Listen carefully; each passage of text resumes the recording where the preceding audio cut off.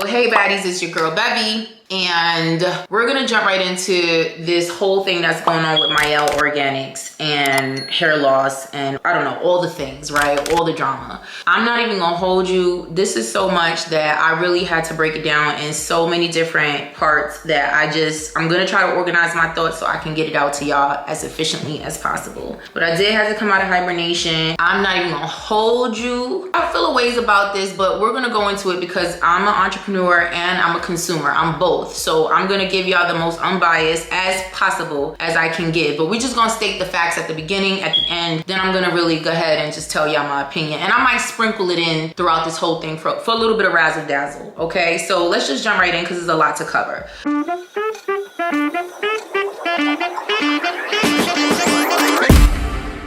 So we all know who Mielle Organics, what Mielle Organics is. Monique Rodriguez is the CEO and founder. She's still the CEO and founder, even though the company was acquired by P&G, aka Procter & Gamble, in January 2023. When you look at the terms, which I did, look at the terms of the acquisition. Basically, it was a full acquisition, but she still is the CEO and her husband is still the COO of the company, and they have full autonomy. Basically meaning that Mielle is just part of P&G holding company. It is an indie brand underneath the holding company, underneath P&G. It has the P&G support, financial backing, and their coins, okay, to be able to run marketing campaigns and do all the things that's very hard to do as an entrepreneur or a small business owner when you ain't got the bread, okay, when you ain't got whatever. But at the end of the day, ever since January 2023, there's been speculation that she changed the formulas, okay? The formulas to her stuff, that, you know, P&G got their evil hands on it, and that they changed the formulation. So now there's a whole bunch of people on TikTok and this mass hysteria going on where people are just like showing these videos of like, oh my gosh, you got 30 seconds, you got 30 seconds, and a whole bunch of, y'all be really going in. It's a lot. Like, I ain't even gonna lie, I was clutching my invisible pearls. In fact, I was asking to borrow somebody's pearls to clutch, because at this point, the way y'all be going in, I mean, if we just came together, honey, we can accomplish anything.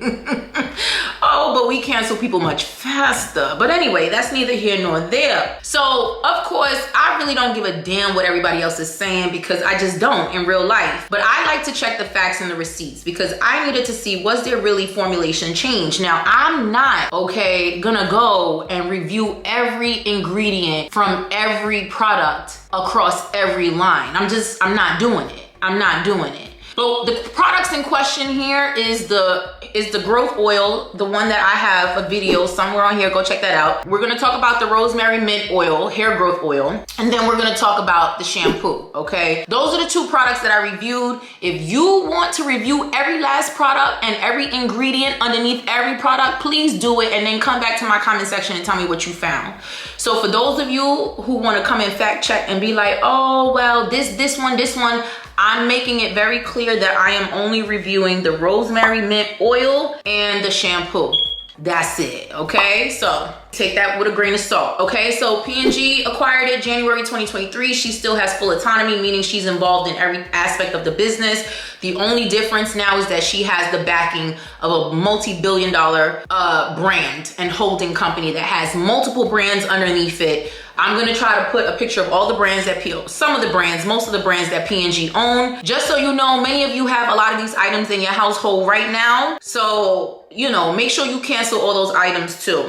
Let's just, you know, across the board, let's just be consistent. That's all I'm asking for. So I've done the homework so you don't have to. I've seen a lot of stuff on TikTok. I usually go to TikTok to see what the streets are saying, because apparently TikTok is the one that sets the culture, honey, okay, at this point. So I went on TikTok, and I'm gonna insert a few reels of things that I've seen, but there's a creator, and I'm gonna put her information here. I don't have her name, but I'm gonna put her information here. You guys go check out what she said, because she did a great little 60-second overview of everything that we're gonna talk about here. I'm just gonna go a little bit more in depth for you. So basically the overall problem in the viral testimonials is that ever since this acquisition, okay, and this quote-unquote partnership with Procter & Gamble, that the ingredients in the rosemary mint oil and overall brand has changed. It has lost its you know, it's lost its whatever, right? The fact that they're all natural, blah, blah, blah. Now they're working with Procter & Gamble, so they're doing a lot of shady stuff.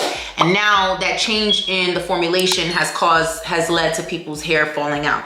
So, okay, I was like, all right, boom, I need to look at the formulation, right? Let's look at the formulation.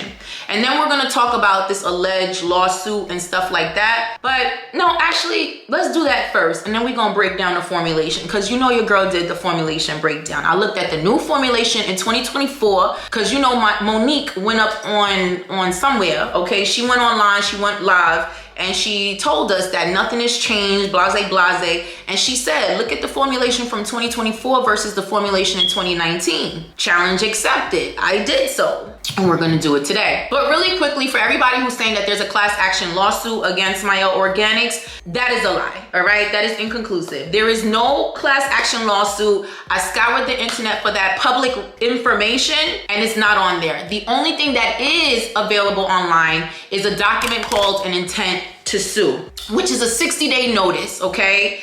And basically, it's a 60-day notice that was filed by the Cliffwood Law Firm PC, and they were representing the IFSC, which is the Initiative for Safer Cosmetics, who filed this intent to sue against Procter & Gamble, Mielle Organics, and other brands, okay? They weren't the only ones saying that they violated Proposition 65. Proposition 65 was basically put into place under California law that's to kind of mitigate and manage the cosmetic industry, because they were running, it was the Wild Wild West. They were running amok. They could put whatever. They could put rat poisoning in a bottle, and you know, if it's gonna give you nicer hair and nicer skin, they'll do it. So it's put in place for good reason. But like with anything that's put in place for good reason, there's people that take advantage of the system. Okay? And I could give different examples. It's like, you know, people calling children's services on you for no reason, just to be spiteful, instead of them calling children's services so that, you know, to protect a child, to make sure that they're protecting a child. It's like a homeowner who's minding their own business and putting stuff together in their house, but their hateful neighbors call the village, you know, or the HOA or whatever, and tell them, yo, like, shorty is trying to put up a bedroom in her house that she paid for. But you know, these things are put into place to mitigate certain things. They're there to manage these things. And of course, there's other people who take advantage of them. So anyway, this intent to this 60-day notice or intent to sue is basically saying that they violated Proposition 65 because they have an ingredient in their shampoo called DEA. We're gonna go into what DEA is in a bit, but basically it's in the shampoo. They're only talking about the shampoo. DEA is the ingredient, and they're not saying that they're not disclosing that the ingredient is on the label, that they're just saying they did not include a warning that says, hey, by the way, DEA is in the shampoo and it can potentially cause cancer. That's what it's saying. Okay, so that's what this intent to sue is saying. It's just saying that they need to include clear warnings in their labels about any cancer-causing ingredients or ingredients that can cause birth defects or reproductive harm, okay? So that they have to be fully transparent and have disclosure. So again, like I said, the chemical in question is DEA. I attempted to pronounce this before. I'm not gonna do it again because I'm not here for that, okay? I'm not Mother Goose, but it's DEA. And it is a known carcinogen. That means it can cause cancer. And it was definitely identified in their strengthening. They said that it was identified in their strengthening shampoo. But again, listen, the basis of this is them not putting the warning on the label. Not that they didn't include the DEA in the label. So that's that, whatever the case may be, okay? Now, they started selling this apparently around May 27th. That's when they noticed the DEA without the warning. And their Proposition 65 is just mandating that they warn consumers that they can have, that this is a carcinogen, a known carcinogen in the label. So how it works is that Mielle Organics, P&G, and whoever was a part of this, right, Amazon.com or whoever else was who received the violation, they have the standard procedure is that they have 60-day notice to respond to this intent to sue. Within that 60 days, you know, what they either have to stop selling or they have to respond saying, oh, okay, we're gonna include this in the warning, we're gonna include the warning, we've updated the label, etc., etc., etc. If they don't do it, they're gonna have to pay a $2,500 per day violation. Obviously Procter & Gamble ain't shook, they got the coins. Okay, this is not their first rodeo. This is not their first Prop 65 violation. They're good, right? The problem here is, unfortunately, Mielle Organics is basically being chopped, like she's being hung in, you know, in the court of public opinion. That's what's really going on, because people just take a little bit of information, they run with it, and they go crazy. But we're gonna address the hair loss. I trust me, we're gonna address the hair loss, okay? So those are the key points that I want you to know about that. So just so you know, there are legal incentives for people to file these. And that's just that. I'm not gonna make this a conspiracy theory. I'm not gonna say, well, they're just trying to make money, but you know what I'm saying? You put whatever information you want to put into that, okay? At the end of the day, can these intent to sues and these violations or these claims be false? Absolutely. Just like if someone calls, again, children's services on you and say you did X, Y, and Z, an investigation has to be done and it has to be proven whether it's true or not. Just because you were charged, just because it was put out there that it was done, doesn't mean that it is actually true. Okay, that's how that works. And a lot of times it is true and a lot of times it's not. Hey baddies, so it's your girl Bevy, and listen, if you don't know, I had to interrupt what you were watching because I have to tell you, there's a lot of y'all that are new to this channel and I have to put you onto game. If your hair is thinning, if you have thinner hair, if your hair is shedding, falling, breaking, you cannot figure out what's going on. Wash day sucks, your ponytails are getting thinner, and your parts are widening. Listen, you need to you need to run, not walk to the description box and get your hands on the Hairscripts medicated hair growth serums. My baddies have tried it and they spoke and they love it, okay? You cannot find this anywhere else. You can't get it at Target. You can't get it at Wally's World. You cannot get it at Ulta Sephora, Houston, Atlanta, Vegas. You cannot get it anywhere, okay? You can only get it at hairscriptsrx.com in the description box. Why? Because I have 10 plus years of experience in the healthcare and pharmaceutical industries. I understand drug formulations. I understand ingredients that are clinically proven to be effective, to work, to do the things that needs to be done. Your girl was diagnosed with androgenetic alopecia, aka female pattern hair loss, and I struggled with thinning. And my hair is like, I should have had it out, but listen, it's thriving. So if you want thriving hair, if you tried everything, you tired of wasting your money, that's it.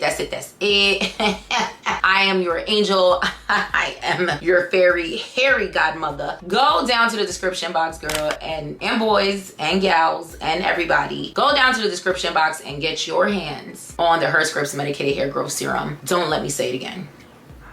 So at the end of the day, you know, like I said, P&G is not innocent. They've settled a lot of different things. You know, I mean, I think they had a settlement. I think it was like Pantene Pro V with Pantene and herbal essences eons ago, where they just paid $8 million for, I think, for like a class action settlement, right? They have the money to settle out if they wanted to, but you have to, the person who's coming in, they have the burden of proof. They have to say, listen, you have to prove that this is really the reason why you're experiencing XYZ. That's not easy to prove, but if you can prove that, then they can settle, or they can settle to make it go away, because again, public opinion, bad PR could be just as bad. So, by the way, there are a lot of brands that everybody uses that's in the market that has DEA. Some of those are Paul Mitchell, Palmolive, Moroccan oil, and it goes on. Palmer's, okay? There's a lot of brands that have DEA in them. Have they gotten caught yet? Are they big enough to get a violation yet? Maybe, maybe not, right? But she's made it. She's arrived because now she's under P&G. So while she has the money, now she's overexposed as well.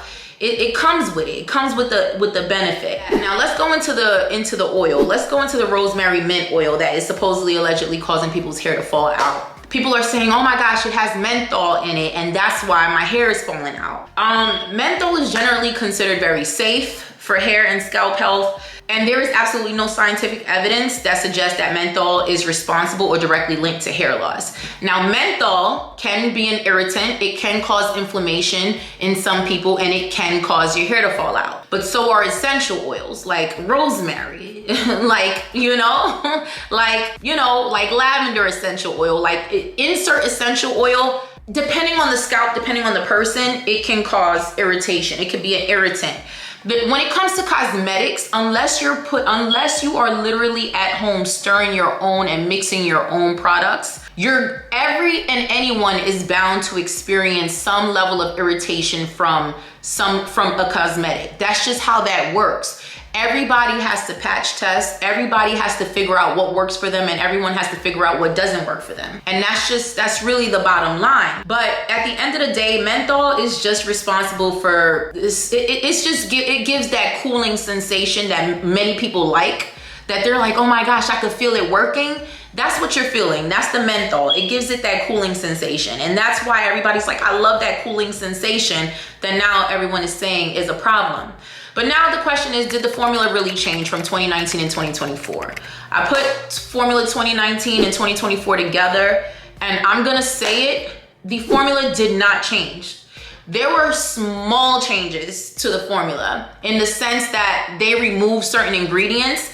Obviously, that was a cost thing. Thinking as a entrepreneur, as a business owner, why you got that in here, right? Give you an example, retinol palmitate. Why you have retinol palmitate in here? It sounds good for marketing, right? But it's not really making any impact to the efficacy of the product. It's not really doing anything, and it's not cost effective. You're paying a lot more, right, to source this when you don't need it. It's not really making any impact, right? So that's just giving you an example. So maybe a few little ingredients that sound good for marketing purposes were removed. That's really it for cost. So the little change that was made, and when I say minutia change, it was based on cost efficiency or to be cost effective, and also for marketing purposes.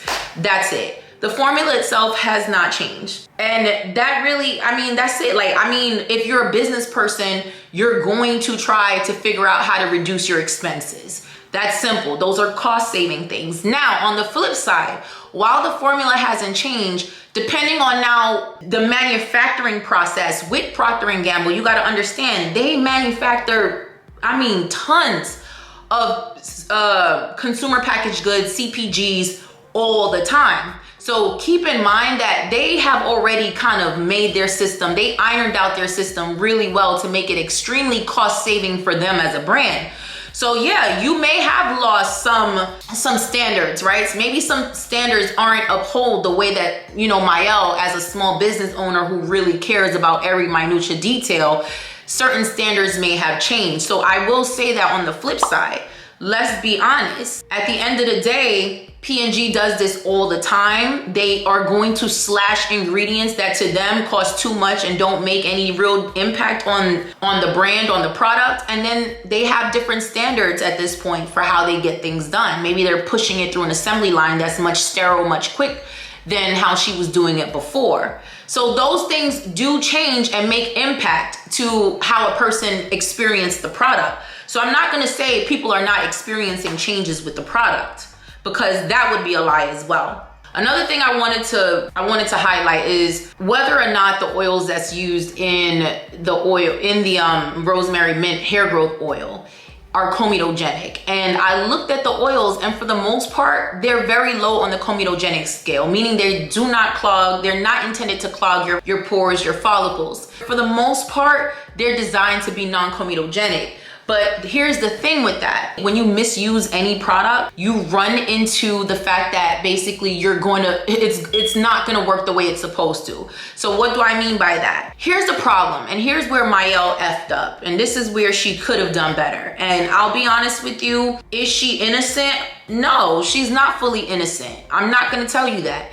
Did people lose their hair from the rosemary mint oil? Some people did, and some people didn't. And what I mean by that is, yes, every product that's in the market, you're all gonna have you're gonna lose hair from Cantu, from Shea Moisture, from TGIN, from whatever the hell else is out there, because everything is not for everybody. If any cosmetic product, I might love NARS, right? I might love NARS for my skin, like foundation, and then on the next person, they're gonna have breakouts, right? That's how that works. But if you're getting breakouts from NARS, stop using NARS. Don't keep swearing by NARS because I said it was amazing.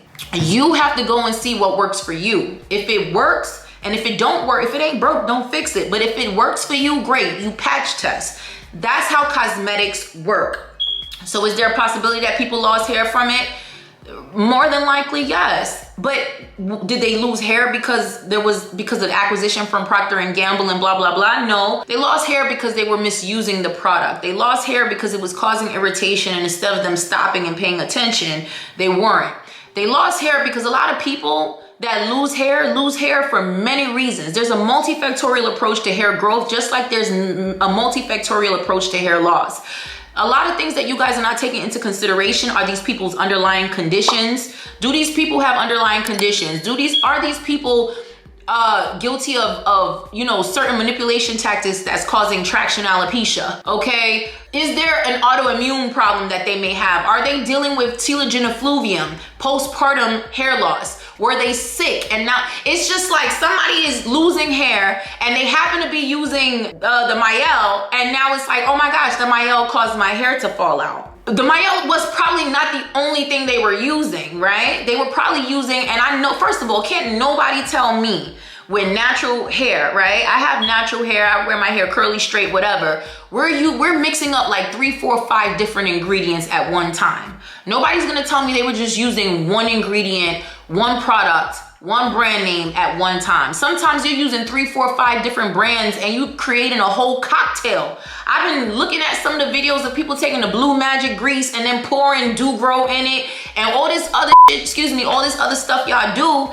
But then it's like somebody go onto TikTok, cause mass hysteria about their hair falling out from Mielle Organics. Then you try to connect the dots to the acquisition from Procter & Gamble. Then you're like, there's a class action lawsuit. And it's just like this whole chain of events and like of misinformation. At the end of the day, like the problem is you're not supposed to put, here's where she messed up. You do not promote that as a hair growth oil when it's not a hair growth oil.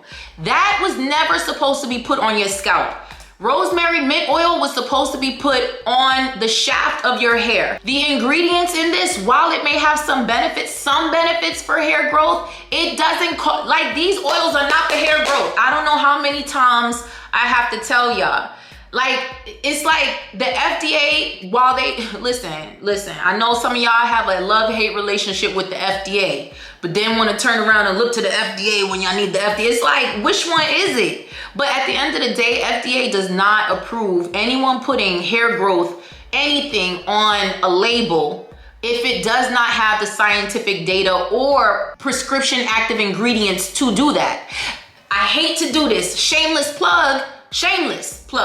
That's why Hairscripts RX medicated hair growth serums are different, because it's not just a cosmetic beauty product. It is a prescription treatment. I, by law, can legally say that I stimulate hair growth, that my serums stimulate hair growth because it has pharmaceutical, not pharmaceutical grade. It is a pharmaceutical product. It is a prescription product. That's why to get my serum is not easy peasy. It's not 1, 2, 3. It requires an evaluation from a medical practitioner to first determine whether or not you qualify, because that is really going to stimulate hair growth, okay? And if you want to find out when we go back live, please go down in the description box, put your information in. We about to go live again, okay? And my baddies that made it through the beta, love it. And that's all I'm gonna say about that right now, because I do not want to make this seem like this is about me.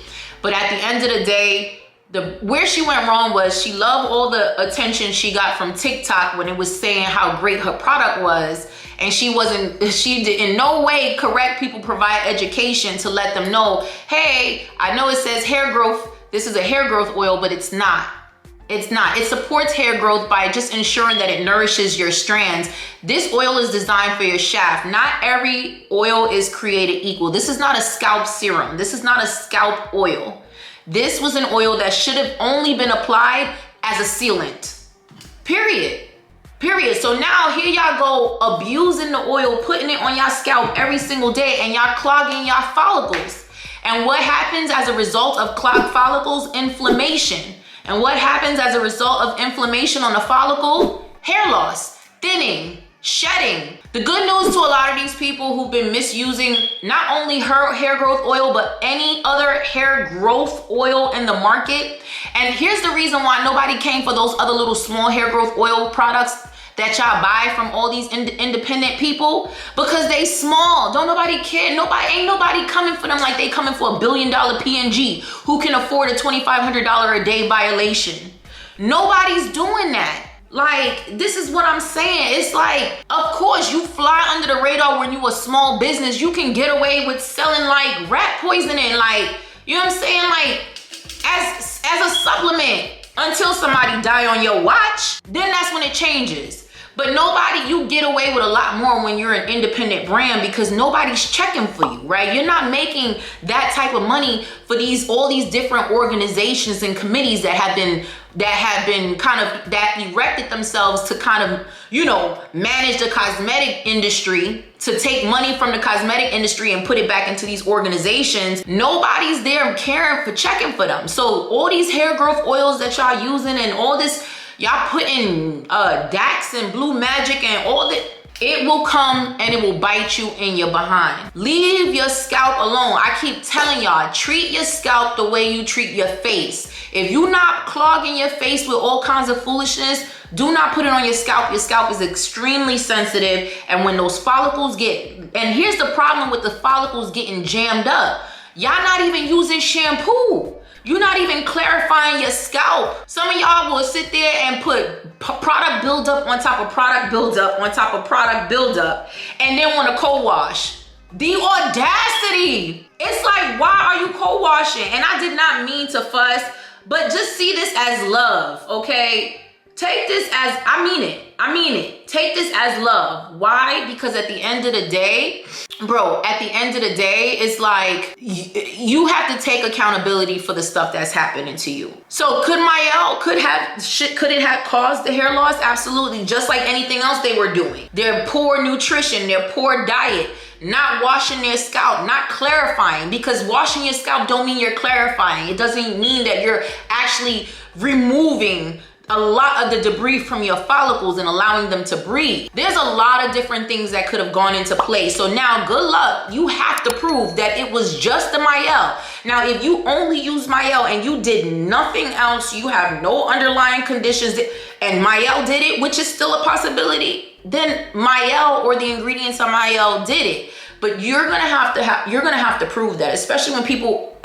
Listen, you got 30 minutes. It's a whole lot of stuff. What she should have done, she should have had some education out, showing people how to properly use her oil. But of course, she's not gonna do that because she was really living it up when TikTok was hyping her up. So now you just gonna have to sit there and you're gonna have to eat your food and you're gonna have to accept it while TikTok is doing what TikTok is doing. As far as the shampoo, it doesn't have DEA in it anyway, by the way. I meant to say that, but I got caught up. It has something that's very similar, but it's derived from coconuts. It's more natural.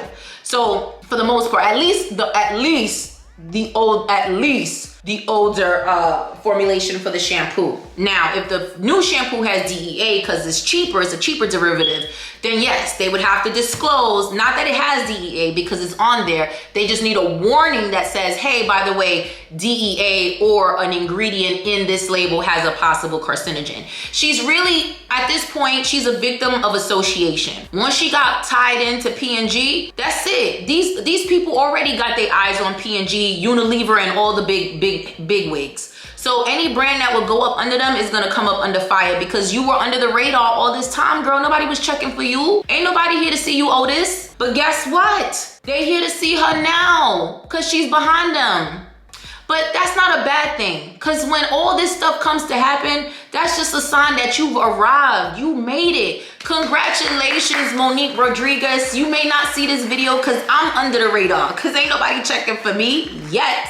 But at the end of the day, congratulations. All it means is you made it. It means that you in the big leagues, and now you can't be scared. You can't get hurt when people come for you, because now you back by the big money. the big wigs. So let the big money take care of this situation. Here's what I think is gonna happen. What she should do basically is not ignore the claims and not whatever, but really okay, let's go head to head. You wanna say this is happening? Let's go into the ingredients. Do some marketing with dermatologists that's gonna look at the ingredients, clear the brand, do some educational stuff, some pop-up stores where you're helping people with their hair loss and you're sponsoring people to actually get hair loss treatments and all kinds of stuff and blah blah blah, and just show them that you care. The bottom line is though, is she guilty of what y'all saying she's guilty of? No. Like, the ingredients have not changed. There's no change to the ingredients. People are misusing it. Some people may have definitely experienced hair loss. They go up there and blame her and her acquisition for it, and then now the mass hysteria starts. And then you got people that didn't really lose hair, but they know this is a viral topic right now. They want to be part of it, and they going up there and they making these videos and a whole bunch of other stuff. Like, it's